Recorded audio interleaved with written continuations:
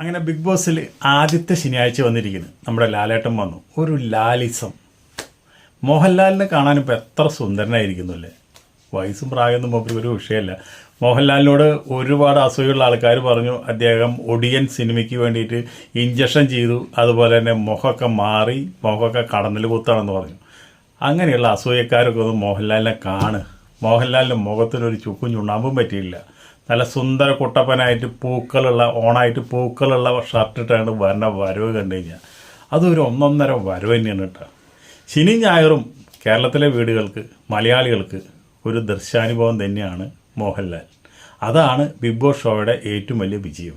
മോഹൻലാലില്ലേ Bigg Boss show big zero ആണ്. അപ്പോൾ ഇന്നലെ മോഹൻലാൽ വന്നു. മോഹൻലാൽ വളരെ ഊർജ്ജസ്വലനായിട്ട് വന്നിരിക്കുന്നത്. അതുമല്ല, 7ൻ്റെ പണി എന്ന് പറഞ്ഞ് 7ൻ്റെ പണി തന്നെയാണ് മത്സരാർത്ഥികൾക്ക് കൊടുക്കുന്നത്. സകല വാഴകളെയും മൂപ്പര് കണ്ടെത്തി പുറത്ത് കൊണ്ടുവന്നു. പ്രേക്ഷകർ എന്താ ആഗ്രഹിക്കുന്നു ആ വാഴകൾ, ഒതുങ്ങി നിൽക്കുന്ന വാഴകളെല്ലാവരെയും പുറത്ത് കൊണ്ടുവന്നു. എല്ലാവരും പിച്ചി ചീന്തി. അതുപോലെ തന്നെ രേണു എന്ന് പറഞ്ഞുള്ള ഒരു മത്സരാർത്ഥി, ബിഗ് ബോസ് പോലും ചിന്തിക്കാത്ത, ബിഗ് ബോസ് എവിടെ ചിന്തിച്ച് അവസാനിക്കുന്നു അവിടെ നിന്ന് ചിന്തിച്ച രേണു എന്തൊക്കെ ഉടായ്പ് കാണിച്ചിട്ടാണ് ഈ ബിഗ് ബോസിലെത്തിയത്. അതിനേക്കാളും വലിയ ഉടായ്പ് പുറത്ത് കാണിക്കണ് അവളുടെ PR ടീം. അത് മോഹൻലാൽ പിച്ചി ചീന്തി ആ വീഡിയോ അടക്കം കൊണ്ടുവന്നു. പക്ഷേ ഒരു കാര്യം പറയേണ്ടതുണ്ട്, ബിഗ് ബോസ് ശരിക്കും ഇന്ന് പുറത്താക്കേണ്ടത് അവളെയാണ്. ഇങ്ങനെയുള്ള കാര്യങ്ങളും കളികളും കളിക്കുന്നവരെ എന്തിനാണ് അവിടെ വെച്ച് പൊറപ്പിക്കുന്നത്? അവളെ അപ്പം തന്നെ ഇന്ന് തന്നെ പിടിച്ച് അവളെ ആ നിമിഷം ഗെറ്റ് ഔട്ട് അടിക്കണം. ഇങ്ങനെയൊക്കെ ബിഗ് ബോസ് ഷോയുടെ ഇത്രയധികം പ്രേക്ഷകരെ വഞ്ചിക്കുന്ന പോലത്തെ വീഡിയോകളൊക്കെ യൂട്യൂബിൽ ഇടുക എന്ന് വെച്ചിട്ടുണ്ടെങ്കിൽ അത് അതിൻ്റെ ഉള്ളിലുള്ള മത്സരാർത്ഥി. എന്താ മൂപ്പർക്ക് AI വല്ല പരിപാടി വല്ലതും ഉണ്ടോ വീട്ടിൽ? അവരെ ആൾക്കാർ AI-ൻ്റെ വീഡിയോ എടുത്തിട്ടാണോ പുറത്തിട്ടത്? അതല്ലല്ലോ. അവൾ തന്നെ പറയുകയും ചെയ്തു, ഈ വീഡിയോ എടുക്കാൻ സമയമെടുത്ത കാരണം എനിക്ക് പ്ലെയിൻ വരെ തെറ്റിപ്പോയേനെന്ന് പറഞ്ഞു. അതുപോലെ ഇത്രയും ഓപ്പണായിട്ട് കുറ്റം സമ്മതിച്ച് അതിന് മാപ്പ് പറഞ്ഞ ഒരു വ്യക്തിനെ അവിടെ ഒരിക്കലും വെച്ച് പൊറപ്പിക്കാൻ പാടില്ല. അപ്പം തന്നെ ഗെറ്റ് ഔട്ട് അടിക്കണം. അതായിരുന്നു വേണ്ടത്. പക്ഷെ അത് ഗെറ്റ് ഔട്ട് അടുപ്പിച്ചില്ല. അതൊരു നല്ലൊരു താക്കീതായിട്ട് നിൽക്കുന്നുണ്ട്.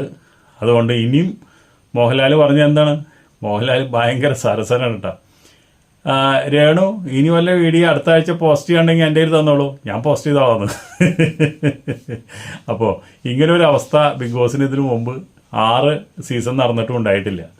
6 സീസണേക്കാളും ഗംഭീരമായിട്ട് മത്സരാർത്ഥികൾ ചിന്തിച്ച് അവർ പ്ലാൻ ചെയ്ത് ഇതിൻ്റെ ഉള്ളിൽ വരുന്നുള്ള തന്നെ ഏറ്റവും വലിയ തെളിവ്. അപ്പോൾ PSCക്കൊക്കെ നമ്മൾ പഠിക്കാമെന്ന് പറയില്ലേ, ഇപ്പോൾ PSCക്ക് അല്ല പഠിക്കുന്നത്, ബിഗ് ബോസിനെ പഠിപ്പിക്കുന്നത്. അനീഷ് കണ്ടില്ലേ, 5 കൊല്ലം ലീവ് എടുത്തിട്ട് ബിഗ് ബോസിന് പഠിക്കുക. ബിഗ് ബോസിൽ വന്നു കഴിഞ്ഞാൽ എല്ലാം ആയിന്ന്.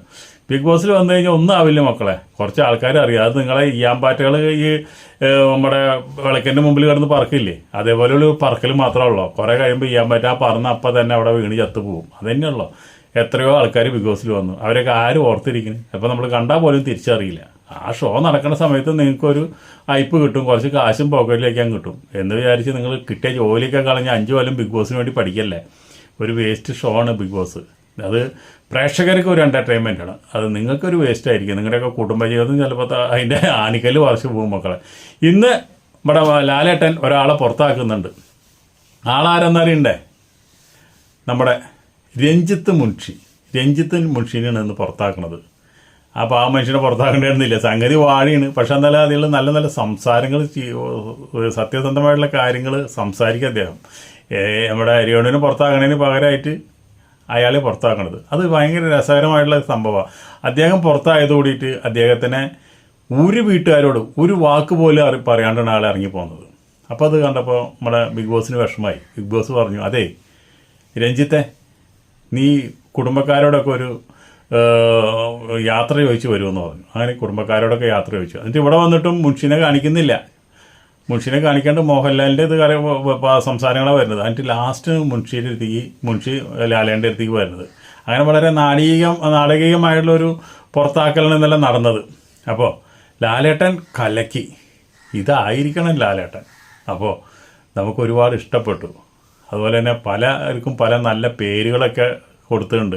മുള്ളംപന്തി, അതുപോലെ തന്നെ ചിത്രശലഭം കൊടുത്തത് നമ്മുടെ അവിടുത്തെ ഒരു കപ്പിൾസിനെ കൊടുത്തത് നമ്മുടെ ആതിര നൂറ. അവറ്റങ്ങൾ ഈ പറഞ്ഞ പോലെ പോമറേനും പട്ടികളെ ഈ നമ്മൾക്ക് കണ്ടു കഴിഞ്ഞ് കഴിഞ്ഞാൽ അത്ര ഒരു അങ്ങനെ ഒരു ഇതാ തോന്നുള്ളൂ. അത്രയും നല്ല രസകരമായിട്ട് അവിടെ ഇരിക്കുന്ന രണ്ട് മത്സരാർത്ഥികളാണത്. അവർ രണ്ടുപേരും ഒന്നാണ്. അവർക്ക് എല്ലാ കാര്യങ്ങളിലും അവർ ഒരേപോലെ ചിന്തിക്കുന്നത്. അവരുടെ ഇടയിൽ പലരും നുഴഞ്ഞു കയറ്റാൻ നോക്കുന്നുണ്ട്. ഞാൻ ഇന്നലെ പറഞ്ഞ പോലെ അതൊക്കെ വേസ്റ്റാണ്. ഇവർ വളരെ ബോൾഡായിട്ടുള്ള, വളരെ പ്രാക്ടിക്കലായിട്ടുള്ള, വളരെ സത്യസന്ധമായിട്ടുള്ള, സ്നേഹിക്കുന്ന രണ്ടാൾക്കാരാണ്. നമുക്ക് ബിഗ് ബോസ് കഴിയുമ്പോഴേക്കും നമുക്ക് മനസ്സിലാവും. പലരും ഉള്ളിൽ കയറിയാൽ തന്നെ അതിലൊന്നും ഒരു അർത്ഥമില്ല. അതൊന്നും അവരെ ഏൽക്കുന്ന പ്രശ്നമല്ല. പിന്നെ അപ്പാനിയുടെ വിചാരം, അപ്പാനി ഭയങ്കര സംഭവമാണ്. അപ്പാനി മോഹൻലാലിനോട് സംസാരിക്കാൻ കേട്ടില്ലേ, മൂപ്പർക്ക് ഒരു ഭയങ്കര അഹങ്കാരം. അതെന്താ വെച്ചിട്ടുണ്ടെങ്കിൽ ഈ അഹങ്കാരം കൊണ്ട് മനുഷ്യൻ ഒന്നും നേടാനില്ല. ഇപ്പോൾ മോഹൻലാലിന് തന്നെ ഒരു അഹങ്കാരവും ഇല്ല. വളരെ ലളിതമായ മനുഷ്യനാണ്, വളരെ സിമ്പിളാണ്. എന്തിനും മൂപ്പർക്ക് ഭയങ്കര ക്വയറ്റാണ്. അങ്ങനെയുള്ള ഒരാളായ കാരണമാണല്ലോ അങ്ങനെ നമ്മൾ മലയാളികൾ ഇഷ്ടപ്പെടുന്നത്. അദ്ദേഹത്തിൻ്റെ കഴിവുകൾ വേറെ. അപ്പോൾ അതുകൊണ്ട് നമ്മളെല്ലാവരും കലാകാരന്മാരാകുമ്പോൾ നമ്മൾ എത്ര കുനിഞ്ഞു നിന്നോ അത്രയും നല്ലതാണ്. നമ്മൾ എത്ര കായ്ബലം ഉണ്ടോ എന്തായാലും ഒന്ന് തല കുനിച്ച് കഴിഞ്ഞാൽ നല്ലതാണ്. ആ തല കുനിക്കാനാണ് ഏറ്റവും വലിയൊരു നല്ലൊരു കലാകാരൻ്റെ ലക്ഷണം. ഒരു കലാകാരനും അഹങ്കാരം കാണിച്ചിട്ട് എവിടെ എത്തൂല്ല. അതോടുകൂടിയിട്ട് അവരുടെ ഭാവി പോലും നശിച്ചു പോകും. അങ്ങനെ നശിച്ചു പോയി എത്രയോ സിനിമാ നടന്മാർ നമ്മുടെ മുമ്പിലുണ്ട്. അപ്പോൾ അതുകൊണ്ട് നിങ്ങൾ ഈ അഹങ്കാരമൊക്കെ എടുത്തു വെച്ച് കളയാം. അപ്പാച്ചി, നിങ്ങളൊക്കെ ഒരു വെറും ഇന്നലെ പെയ്ത മഴയ്ക്ക് ഇന്ന് മുളച്ച തവരയാണ് നിങ്ങളൊക്കെ. നിങ്ങളൊന്നും ഇവിടെ വന്ന് അഹങ്കരിക്കാതൊന്നും ആയിട്ടില്ല. അതുപോലെ തന്നെ അഹങ്കരിക്കുന്ന പലരും അതിൻ്റെ ഉള്ളിലുണ്ട്. പക്ഷേ പലരും ലാലേട്ടൻ നില പുറത്തെടുത്ത് കാണിച്ചു. അവിടെ എന്താ കിടന്ന് കാണിക്കുന്ന ഒരു അംഗം കാണിക്കുന്നത്. അവിടെ നമ്മുടെ ഒരു റേഡിയോ ജോക്കി ഉണ്ടല്ലോ, എന്തെല്ലാം അംഗങ്ങളെ കിടന്ന് കാണിക്കുന്നത് അവിടെ. അപ്പോൾ അതൊക്കെ വളരെ മോശമായുള്ള കാര്യങ്ങളാണ്. പിന്നെ ഹിന്ദിക്കാരിക്ക് ഇന്നലെ ആകെ വിഷമത്തിലാണ്. കാരണം എന്താ വെച്ചിട്ടുണ്ടെങ്കിൽ മേക്കപ്പ് സാധനങ്ങൾ കിട്ടിയില്ല, ഡ്രസ്സുകൾ കിട്ടുന്നില്ല. അതുപോലെ തന്നെ ഒരുപാട് കോസ്റ്റ്യൂം വെച്ചിട്ട് പിടിച്ചു വെച്ചിരിക്കുന്നത് എല്ലാം ലക്ഷങ്ങൾ വിലയുള്ള കോസ്റ്റ്യൂമുകളും ഈ ഡ്രസ്സുകളൊക്കെ കൊണ്ടുവന്നിട്ട് ബിഗ് ബോസ് അതൊന്നും ഇവർക്ക് ഉപയോഗിക്കാൻ കൊടുക്കാത്തതിൽ അവിടെയുള്ള ആൾക്കാർക്കൊക്കെ ഭയങ്കര വിഷമമുണ്ട്. പക്ഷെ അതൊക്കെ ഏഴിൻ്റെ പണിയാണ് എന്ന് പറഞ്ഞുകൊണ്ട് തന്നെയാണ് തുടങ്ങി നോക്കുന്നത്. അപ്പോൾ അതുകൊണ്ട് നിങ്ങൾക്ക് ഏഴിൻ്റെ പണി നമുക്ക് വളരെയധികം ഇഷ്ടപ്പെടുന്നുണ്ട്. അങ്ങനെ തന്നെ വേണം ബിഗ് ബോസ്. ഇവർക്ക് എല്ലാ സൗകര്യങ്ങളും കൂടി കൊടുക്കാൻ പറ്റില്ലല്ലോ. പിന്നെ പാല് വേണമെന്ന് ചായ കുടിക്കില്ല, കാപ്പി കുടിക്കില്ല, എനിക്ക് പാല് വേണം ലാലേട്ടാ. ശരി, പാല് തരാം, ഞാനൊരു പശുവിനെ കൊണ്ടുവന്ന് കെട്ടിത്തരാം, അല്ലെങ്കിൽ ഞാൻ വന്ന് കറന്ന് പാലെടുത്ത് വന്ന് തരാം. നിങ്ങളെ സൂഹിക്കാനാണല്ലോ ബിഗ് ബോസ് കാശും തന്ന് നിങ്ങളെ ഇവിടെ കൊണ്ടുവന്ന് ഇട്ടോക്കണത്. ഇതൊരു ഷോ ആണ്. ഈ ഷോയിൽ ബുദ്ധിമുട്ടുകളും കഷ്ടപ്പാടുകളൊക്കെ ഒരുപാടുണ്ടാവും. ആ കഷ്ടപ്പാടുകളും ബുദ്ധിമുട്ടും കാണുമ്പോഴാണ് നമുക്ക് എൻ്റർടൈൻമെൻറ്റ്. ഒരാളുടെ വിഷമം കാണുമ്പോൾ നമുക്ക് എൻ്റർടൈൻമെൻറ്റ്. നിങ്ങൾ സുഖിച്ച്, നിങ്ങൾ ആറാടി, നിങ്ങൾ മട്ടനും ചിക്കനും നിങ്ങൾ അവിടെ വിലസി നടക്കുമ്പോൾ ഈ പ്രേക്ഷകർക്ക് അതിലൊന്നും വലിയ താല്പര്യമില്ല. നിങ്ങൾ എത്രയോ കഷ്ടപ്പെടുത്താൻ പറ്റുമോ അത്രയും കഷ്ടപ്പെടുത്തിയാൽ നമ്മുടെ TRP കയറുകയും ചെയ്യും, നമ്മളൊക്കെ അത് ഇരുന്ന് കാണുകയും ചെയ്യും. അപ്പോൾ അതുകൊണ്ട് ഒരാളുടെ ദുഃഖങ്ങൾ കാണാനാണ് ഒരാൾക്ക് ഇഷ്ടം. നമ്മൾ സഹതപിച്ച് കൂടെ നിൽക്കും. നിന്നിട്ട് നമ്മുടെ മനസ്സിൻ്റെ ഉള്ളിൽ നമ്മൾ ചെറുക്കും. നിനക്ക് അങ്ങനെ തന്നെ വേണടാ, നിനക്കത് അത് നീ കുറേ അഹങ്കരിച്ചില്ലടാ, നിനക്ക് ഇതൊക്കെ കിട്ടണം. പക്ഷേ അത് മനസ്സിൽ, പക്ഷെ മുഖത്ത് കാണിക്കുന്നതോ അവാർഡ് കിട്ടുന്ന അഭിനയം. അപ്പോൾ അതുപോലെ തന്നെ ഈ ഇതൊരു ഷോ ആണ്. നിങ്ങൾ എത്രയോ കഷ്ടപ്പെടുത്താൻ പറ്റിയോ, നിങ്ങൾ എത്രയും ഭക്ഷണം ഇല്ലാണ്ട് അവിടെ ഇരുന്നോ, നിങ്ങൾ എത്രയും തുണി കിട്ടാണ്ട് കൂറ തുണി ഇട്ട് അലക്കാനും പറ്റാത്ത രീതിയിൽ കുളിക്കാനും തൂറാനും ഒന്നും പറ്റാത്ത രീതിയിൽ നിങ്ങൾ എത്ര കഷ്ടപ്പെട്ട് അവിടെ ഇരുന്നോ, ഞങ്ങൾക്ക് അത്രയും സന്തോഷമാണ്. അതാണ് ആ ഇതിൻ്റെ വിജയം. അപ്പോൾ ലാലേട്ടൻ പറഞ്ഞ പോലെ നിങ്ങളാരും അവിടെ തല്ലുകൂടാനോ തെറി പറയാനോ ചെന്നവരല്ല. നിങ്ങൾ ജീവിതം പഠിക്കാൻ ചെന്നവരാണ്. നിങ്ങൾ അതിൻ്റെ ഉള്ളിൽ നിന്ന് ഈ 100 ദിവസം കഴിഞ്ഞ് ഇറങ്ങുമ്പോൾ നിങ്ങളൊരു നല്ല മനുഷ്യനായിട്ട് വരും, അല്ലെങ്കിൽ സമൂഹത്തിൽ ഏറ്റവും പൊട്ട മനുഷ്യനായിട്ട് തീരും. അപ്പോൾ ഇതാണ് ഇതിൻ്റെ മെസ്സേജ്. ഇത് എന്താ നടക്കാത്തതെന്ന് നമുക്കൊന്നും അറിയാൻ പറ്റില്ല. ഇത്രയും നാൾ ബിഗ് ബോസിൽ നിന്ന് ഇറങ്ങിയവർ ആരും നന്നായവരെ കണ്ടിട്ടില്ല. എല്ലാം ഉടായ്പകളാണ്. എന്നിരുന്നാലും നമുക്ക് അടുത്ത എപ്പിസോഡിനായിട്ട് കാത്തിരിക്കാം. ഇന്ന് ആ മുൻഷീനെ പുറത്താക്കുന്ന എപ്പിസോഡായിട്ട് മോഹൻലാലേട്ടൻ ഇന്ന് അടിപൊളിയായിട്ട് വരും. അപ്പോൾ നമുക്കതൊരു എൻജോയ്മെൻ്റാണ്.